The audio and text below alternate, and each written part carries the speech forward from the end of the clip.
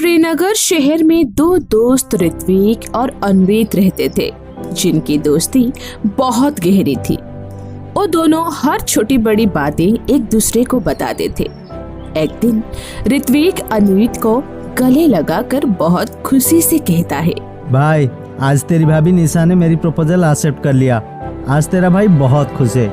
आज तू जो मांगेगा वो मिलेगा तुझे। बता क्या चाहिए? पक्का ना साले, जो मांगूगा वही देगा। बाद में मना तो नहीं करेगा? अरे हाँ, तेरा भाई बोला ना, आज तू जो बोलेगा वो मिलेगा। कल फिर निशा के घर जाकर शादी की बात भी तो करनी है, इसलिए जो चाहिए अभी बोल दे। चल फिर अपने अड्डे पर। तुझे तो पता है बिना गला गिला किए हमारा पार्टी कहाँ पूरी होती है। हाँ ये तो सही कहा तूने। चल चलते हैं। ऋत्विक और अन्वित एक बार क्लब में जाते हैं, जहाँ वो दोनों बहुत ज्यादा ड्रिंक कर लेते हैं। इतनी ड्रिंक करते हैं कि ऋत्विक से तो चला भी नहीं जाता। दोनों अपने ड्रिंक को खत्म करके घर के लिए निकल गए। जैसे ही वो दोनों चलने के लिए उठते हैं, ऋत्विक गिर जाता है। फिर अन्वित उसे संभालता है। भाई घर जाना देर हो गई तो आंटी ने घर में घुसने नहीं देगा भाई, बता रहा हूँ। चल आज गाड़ी तेरा भाई चलेगा, ठीक है? साले तुझे ठीक से चला भी नहीं जा रही है। हाँ पहले गाड़ी तक पहुँच जावे। नशे में धुत होकर ऋत्विक किसी तरह टेढ़ी मेढ़ी बाइक चलाकर घर के पास पहुंच जाता है, पर तभी वो घर की सीढ़ियों पर जोर से गिर जाता है। भाई तो ठीक तो है? ए भाई लगी तो नहीं तुझे? तभी ऋत्विक की माँ सुषमा वहाँ आती है और बोलती है, ये क्या हुआ तुझे? ऐसे नीचे क्यों पड़ा है? अरे माँ, आज तेरा बेटा बाइक हवा में उड़ाया। हवा में घूर करके ऐसे करके उड़ाया है। आज फिर पी कर आया है? अरे नालायक, जब संभाल नहीं सकता अपने आप को तो क्यों इतनी पीता है? जैसी तेरी हरकतें हैं तुझे तो किसी ने अपनी बेटी भी नहीं देगी। अरे माँ समझ लीजिए तेरी बहू ने हाँ कर दी, तभी तो पार्टी की है हम दोनों ने। पार्टी अंग्रेज यार, ये आँखें खोली नहीं रही है मेरी जितनी तूने पी हुई है। उसके बाद तेरी जबान भी नहीं खुलनी चाहिए थी। बेटा अन्वित, तू ही लेकर आ जा इस नालायक को अंदर। इसकी खुद की बस की बात नहीं है। अन्वित ऋत्विक को अंदर ले जाकर कमरे में सुला देता है और खुद भी उसी के साथ सो जाता है। अगले दिन सुबह सुषमा ऋत्विक को आवाज मारकर उठाती है तो आंखें खोलकर भी वो नींद में होता है। माँ अभी तो अंधेरा हो रही है, सुबह तो होने दो। नालायक, अभी भी नशे में है। सूरज सर पर आ गया है, आंखें खोलकर देख। और कब होगी तेरी सुबह? एक आवाज में उठकर नीचे आ जा, वरना तेरी टांगे तोड़ देगी मैंने आज। यार अन्वित तू कहाँ है यार? मेरी कमरा में इतना अंधेरा क्यों रखा है? लाइट जला जरा। अरे पागल हो गया क्या? इतनी रोशनी हो रही है, मेरी आँख में चुभ रही है और तुझे अंधेरा लग रहा है। क्यों मजाक कर रहे है यार? सुबह सुबह अंधेरा ही तो है। और तू कहाँ है? मुझे दिखाई नहीं दे रही है अंधेरे में। लाइट जलाना। अन्वित ऋत्विक की बात सुनकर घबरा जाता है। वो उसको खिड़की के पास ले जाकर बोलता है, अब दिखी साली रोशनी? लाइट जला तभी तो दिखेगी रोशनी। ये सब देखकर अन्वित समझ जाता है कि गिरने की वजह से ऋत्विक की आंखें चली गई है। भाई तू अंधा हो गया लग रहा है। सुबह के 11 बज रही है लेकिन तेरी आंखों में रोशनी नहीं जा रही है। यार ये क्या हो गया? ऐसा नहीं हो सकता। अभी तो निशा के घर बात करने जाना था। अगर उसको और उसके घर वालों को पता लग गया कि मैं अंधा हो गया हूँ, रिश्ता जुड़ने से पहले टूट जाएगा। दोनों इस बात से बहुत परेशान होते हैं। सुषमा उन दोनों को नीचे से आवाजें लगा रही होती है, जिसे सुनकर अन्वित ऋत्विक को संभालकर नीचे लेकर जाता है और ऋत्विक प्यार का मारा अपनी माँ को सच बताने की जगह निशा के बारे में बताता है। और जब सुषमा अपने बेटे के प्यार के बारे में सुनती है तो खुशी से बौखला जाती है और बोलती है, सच्ची? तुझे लड़की मिल गई। शुक्र है भगवान का तुझे किसी लड़की ने पसंद किया, वरना तेरे लक्षण देखकर तो लगता ही नहीं था कोई लड़की तुझसे शादी करेगी। अब मेरे घर में बहू आएगी, मैं अभी तैयार होकर आती हूँ, फिर हम निशा के घर चलेंगे। सुषमा तैयार होने चली जाती है और अन्वित भी ऋत्विक को तैयार कर देता है। तीनों निशा के घर जाते हैं, जहाँ पर निशा की माँ शकुंतला उनका स्वागत करती है और सबको बैठने के लिए बोलती है। ना देखने के कारण ऋत्विक निशा की गोद में जाकर बैठ जाता है। ये देखकर शकुंतला बोलती है, बेटा वहाँ शादी के बाद बैठना, अभी फिलहाल सोफे पर बैठो। ओहो, माफ करना आंटी जी। दोनों परिवार मिलकर रिश्ते की बात करते हैं।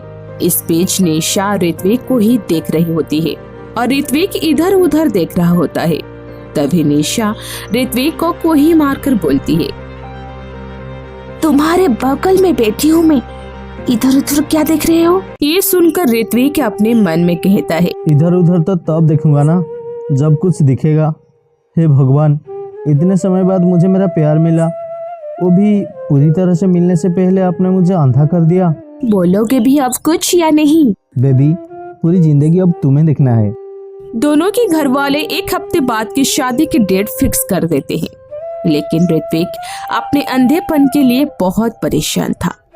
वो अन्वित के साथ जाकर अलग अलग डॉक्टरों से बात करता था, लेकिन कोई भी उसकी आंखों की रोशनी वापस नहीं ला पाता। धीरे धीरे शादी के दिन भी पास आने लगते हैं और शादी की तैयारियों में ऋत्विक कोई मदद नहीं कर पाता, क्योंकि वो कुछ देख ही नहीं सकता था। वो अकेले कभी कहीं तो कभी कहीं टकरा कर गिर जाता था। ये सब देखकर सुषमा ऋत्विक से बोलती है, ये आंखें क्या किराए पर देख कर आए हैं जो इनसे देख नहीं रहा तुझे? ऐसा बोलते ही ऋत्विक रोते हुए अपनी माँ को सारा सच बता देता है। नालायक, तुझे कितनी बार कहा है इतनी मत पिया कर, लेकिन नहीं, तुझे कहाँ कुछ समझ में आता है। तुझे तो पीना जरूरी होता है। देख ले अब अपनी पीने का नतीजा। जो उस दिन तूने इतनी नहीं की होती तो आज अंधा नहीं होता। माँ, अब हो गई गलती, माफ कर दो। माफ कर दूं? अरे नालायक, मेरे से तो झूठ बोला चल जाएगा। कम से कम जिसके साथ जिंदगी बितानी है उसे तो सच बता देता। ऐसे धोखा देने से रिश्ते नहीं जोड़ते। हाँ भाई, आंटी सही कह रही है, निशा को सब कुछ सच सच बता दे। सुषमा और अन्वित की बात मानकर अगले दिन वो उसके घर जाता है। वहाँ सभी मेहंदी की तैयारियों में लगे होते हैं। दूल्हे को अचानक अपने घर देखकर शकुंतला और निशा उसके पास आकर बोलते हैं, अरे ऋत्विक, तुम्हें यहाँ कुछ काम था? तुम इधर उधर क्या देख रहे हो? मैं तुमसे बात कर रही हूँ, मेरी तरफ देखकर बात करो।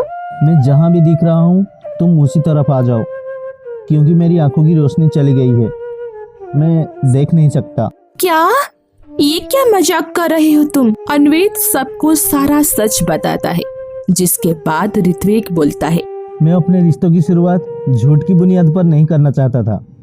मानता हूँ तुमसे प्यार करता हूँ, पर शायद ये सच बोलने के बाद तुम्हें हमेशा के लिए खो दूंगा। लेकिन झूठ बोलकर तुम्हें पा भी लेता तो कभी तुम्हें नजर नहीं मिला पाता, लेकिन झूठ बोलकर तुम्हें पा भी लेता तो कभी तुमसे नजर नहीं मिला पाता। तभी अन्वित ऋत्विक के कान में मजाक में बोलता है, अबे ओ, नजर तो तू सच बोलने के बाद भी नहीं मिला पाता बे। अबे चला चुप कर, फ्लो मत बिगड़, चल भाग यहाँ से। अब जो भी तुम्हारा फैसला होगा वो मुझे मंजूर है। ऋत्विक की इतना बोलने पर अन्वित और सुषमा वापस जाने के लिए मुड़ जाते हैं और ऋत्विक वहाँ खड़ा खड़ा अन्वित से बोलता है, अबे साले अब पकड़ के ले चल। सारी डायलॉग की ऐसी की तैसी कर दी। बे कहाँ गया? अकेला तो नहीं चला गया निकम्मे अन्वित? ऋत्विक खुद ही धीरे धीरे चलने लगता है। तभी किसी चीज से उसका पैर टकरा जाता है और वो गिरने वाला होता है। तभी निशा उसे संभाल लेती है, पर ऋत्विक उसे अन्वित समझकर बोलता है, साले कहाँ चला गया था तू? हाँ, मुझे छोड़कर कहाँ चला गया था? अभी गिर जाता मैं। मेरे होते हुए तुम कभी नहीं गिरोगे ऋत्विक। जिंदगी के इस मुश्किल मोड़ पर मैं तुमको अकेला नहीं छोड़ूंगी। ओ वाव यार, स्पीच आखिर काम कर गई। लव यू यार भाई अन्वित, ये तूने ही लिख कर दी थी। एक बार फिर सोच लो निशा, क्या तुम्हें ये अंधा पति जिंदगी भर के लिए स्वीकार होगा? हाँ, मुझे स्वीकार है। आज से मैं तुम्हारी आंखें बनूंगी। निशा ऋत्विक को अपना लेती है। अगले दिन उनकी शादी धूमधाम से होती है।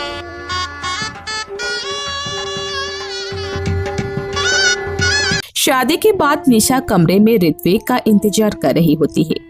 वो गिरता पड़ता कमरे में आकर बोलता है, काश अनूत साथ होता, पर आज तो सुहाग रात है।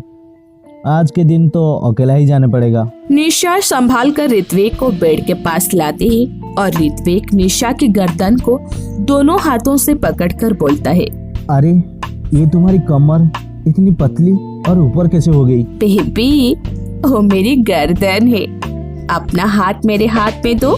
निशा ऋत्विक की हाथों को अपने कमर पर रखकर बोलती है, अरे मेरे अंधे पति, ये है मेरी कमर। वैसे मानना पड़ेगा, आंखें नहीं है, लेकिन रोमांस कूट कूट कर भरा है जनाब में। रोमांस के लिए आंखों की क्या जरूरत है? अच्छा, तो किसकी जरूरत है? रुको अभी बताता हूँ। ऋत्विक निशा को गोद में उठाता है और अंदाजा से बेड पर लेटा देता है। उसके बाद वो दोनों अपनी शादी की पहली रात को एंजॉय करते हैं। इसी के साथ निशा ऋत्विक को अंधे होने के बाद भी अपने पति के रूप में अपना लेती है।